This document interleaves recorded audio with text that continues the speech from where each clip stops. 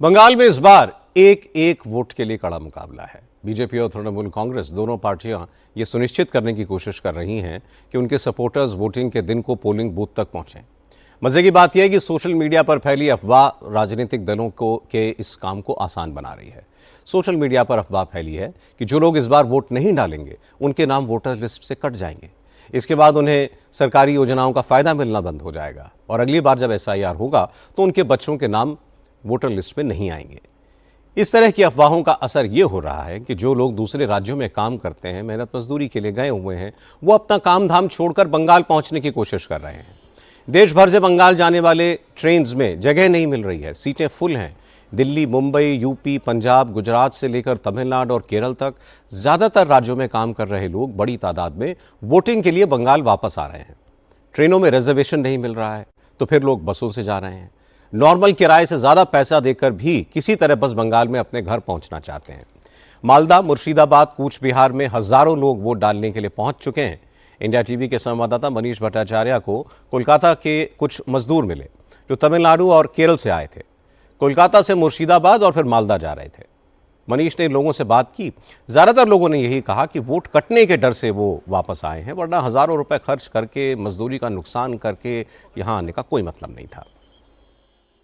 कोई बोलता है पापा को तेरा 2002 का लिस्ट जब ढूंढता है तुम्हारा भी ढूंढेगा, 2026 का भी ढूंढेगा, तुम्हारा बच्चा का दिक्कत होगा, इसलिए यार वोट कट जाएगा। उसीलिए मोबाइल में देखता हूँ ना, और हमारा गांव में बोलता है कि वोट कट जाएगा। 2-3 बार FIR भी किया है, फिर भी डिलीट आ गया। हाँ, डिलीट हो गया, लेकिन फिर ऑनलाइन किया। अब देखेंगे क्या होता है। डर लग रहा है। क्यों डर क्यों लग रहा है? सब बता रहे हैं ना, वोट कट जाएगा, ऐसा कट जाएगा। मुर्शिदाबाद में हुमायूं कबीर जीतेगा क्या? नहीं, वोट नहीं देगा तो अगर नाम हट जाएगा तो फिर रहने नहीं चाहिए हम लोग। अच्छा, ये किसने कहा कि वोट नहीं देंगे तो नाम हट जाएगा? वो हम लोग का थोड़ा मजबूरी है ना, कमजोरी है ना, हम लोग गरीब आदमी है, इसीलिए वो सोच के हम लोग चलाया। दूसरे राज्यों से जो लोग वोट डालने के लिए बंगाल पहुंचे हैं उनमें से ज्यादातर मुसलमान हैं और सबके सब ममता बनर्जी के वोटर हैं। आज मुंबई में लोकमान्य तिलक टर्मिनस पर जब इंडिया टीवी के संवाददाता राजेश कुमार ने कुछ ऐसे लोगों से बात की तो उन्होंने कहा कि मेहनत मजदूरी करके परिवार का खर्च चलाते हैं, कमाई के लिए ही घर छोड़ा था, लेकिन अब लग रहा है कि अगर वोट नहीं डाला तो मुसीबतें बढ़ जाएंगी। इन लोगों ने कहा कि बंगाल में ममता बनर्जी ने अच्छा काम किया है और बीजेपी पर उन्हें भरोसा नहीं है, इसीलिए बंगाल के लिए तो ममता बनर्जी की सरकार ही बढ़िया है। वोट देने जा रहे हैं, खास करके वोट देने ही जा रहे हैं। आपको कौन चाहिए वहाँ पे? ममता बनर्जी। इलेक्शन की वजह से जा रहा हूँ सर। क्यों इलेक्शन की वजह से? मतलब वोट देना जरूरी मानते हैं? हाँ, वोट अपने वोट का अधिकार का इस्तेमाल करना जरूरी मानते हैं? हाँ, जरूरी है, जरूरी है। बहुत लोग में ऐसा डर है कि नहीं गए तो नाम कट जाएगा वोटर लिस्ट, ऐसा भी है क्या? ऐसा नहीं, ऐसा नहीं, ऐसा नहीं। नहीं। कौन जीत रहा है चुनाव वहाँ पे? वहाँ पे तो अपना ममता दीदी का ज्यादा।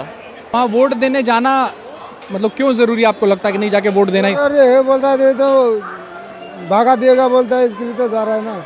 भगा देगा? कहाँ से भगा देगा? मेरा गांव से दूसरा गांव नहीं, नाम काट देगा, वो गांव में नहीं रखेगा, ऐसा बोल रहा है ना। ऐसा डर है आपके दिमाग में?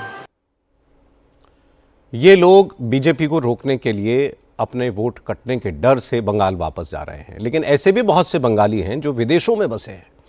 वो अपना पैसा खर्च के दूसरे देशों से सिर्फ वोट डालने के लिए बंगाल लौटे हैं। इन पढ़े लिखे लोगों का कहना है कि बंगाल में न नौकरी है, न उद्योग, न धंधा। पहले लेफ्ट पार्टीज ने परेशान होकर लोगों ने ममता को सत्ता दी। अब 15 साल में ममता ने भी कुछ नहीं किया।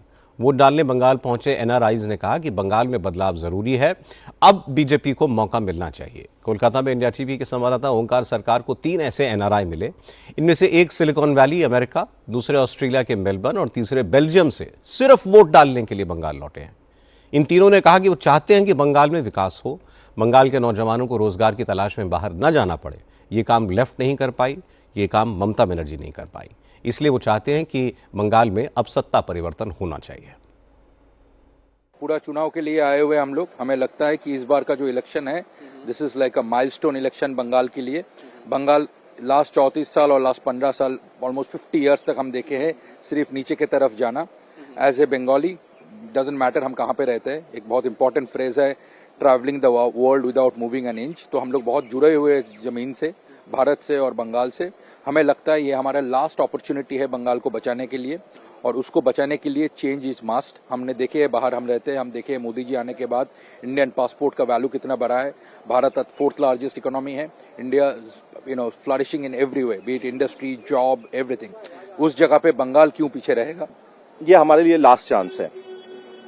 डेमोग्राफी तो बोलिए, बंगाल का इकोनॉमी का हाल बोलिए, बंगाल का सिविक इंफ्रास्ट्रक्चर का हाल बोलिए, बंगाल का लॉ एंड ऑर्डर का हाल बोलिए, is amongst the worst in the country. And हम लोग ये होने नहीं देंगे कि इससे भी बदतर होते जाए, तृणमूल और सीपीएम लूटता जाए स्टेट को, ये हम लोग होने नहीं देंगे।